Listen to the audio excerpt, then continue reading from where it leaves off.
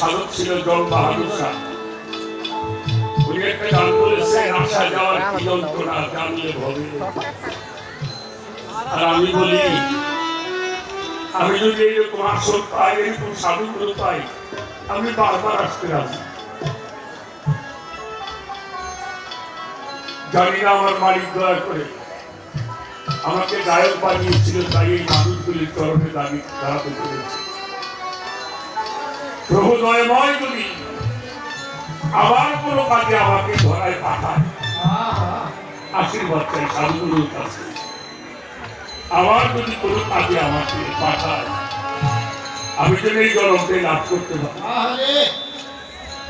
যদি এমন একটা জন্ম আবার পাই, আবার কোনো লোকে কোনো ভাবে আমার মুসলিম চাঁদের দরবারে আসতে পারবো।